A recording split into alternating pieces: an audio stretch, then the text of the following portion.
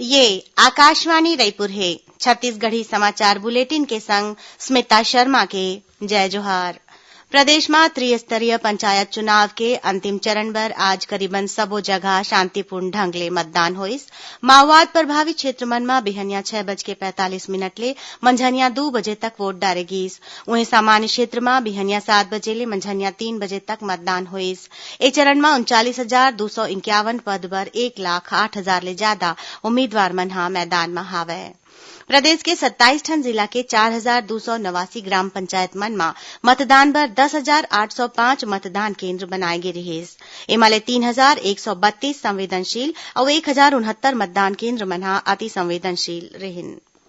केंद्र सरकार ह सबो राज्य अउ केंद्र शासित प्रदेश के मुख्यमंत्री मन ले कोरोना वायरस के फैलाव म कड़ा निगरानी राखे बर केहिन हे।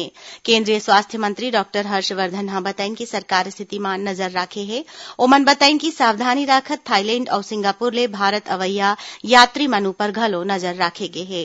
पहिली सिर्फ चीन अउ हांगकांग ले अवैया यात्री मन के जांच करे जावत रिहिस। इही बीच केंद्र सरकार ह देश म कोरोना वायरस के फैलाव ला रोके बर कार्यदल के गठन करे हे। एमा स्वास्थ्य मंत्री डॉक्टर हर्षवर्धन, विदेश मंत्री एस जयशंकर, गृह राज्य मंत्री जी किशन रेड्डी और नागरिक उड्डयन मंत्री हरदीप पुरी शामिल हैं।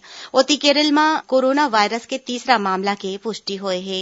केंद्र सरकार ह चीन के यात्रा नहीं करे के सलाह के नवा यात्रा परामर्श जारी करे हे। 15 जनवरी के बाद ले चीन के यात्रा करैया या उहां ले अवैया लोगन ला अलग निगरानी केंद्र में राखे जा सकत हे। चीन के पासपोर्ट धारक मन बर ई वीजा सुविधा अस्थायी रूप ले निलंबित कर दे गे हवय। चीन में कोरोना वायरस ले मरैया मन के संख्या 361 हो गे हवय। इही बीच प्रदेश में स्वास्थ्य विभाग ह कोरोना वायरस ले बचाव बर एडवाइजरी जारी करके लोगन ले ए वायरस ले बाँचे बर सावधानी बरते के अउ अफवाह ले बाँचे के सलाह दीन हे।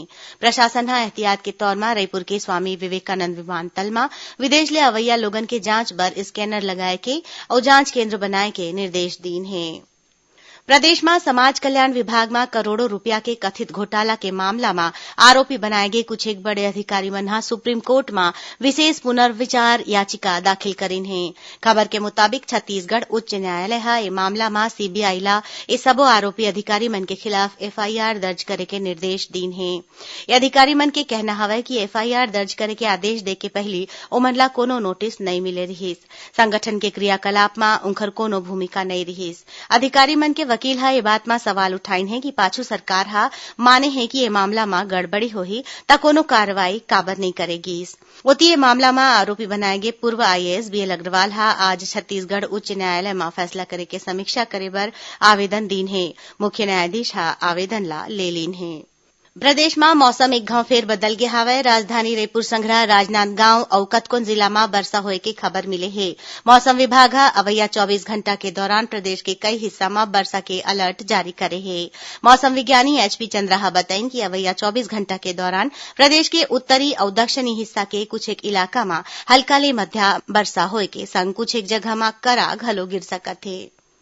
धमतरी जिला के भखारा सोसायटी में आज धान नहीं खरीदे जाए के सेती कुछ एक किसान मन ह रामपुर मोड़ के तीर चक्का जाम करीन, जेखर ले करीबन 1 घंटा तक धान खरीदी बंद रिहिस। किसान मन ह बताइन कि ओमन ला आज के तारीख के टोकन दे गे रिहिस, फिर बिना कारण बताए उनखर मन के धान ला नहीं खरीदे गिस। चक्का जाम के सूचना मिलते साथ पुलिस ह मौका में पहुंच के किसान मन के प्रदर्शन ला बंद कराइस।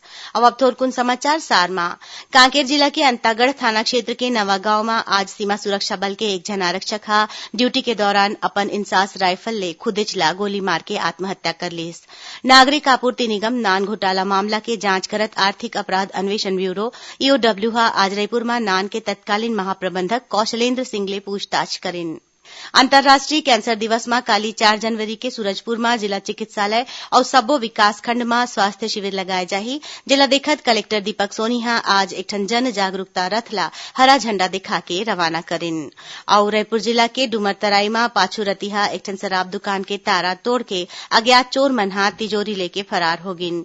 बताए जाथे कि ये तिजोरी में करीबन 27 लाख रुपया रिहिस। एकरे संग छत्तीसगढ़ी समाचार बुलेटिन यहीं सिरावत हे। जय जोहार।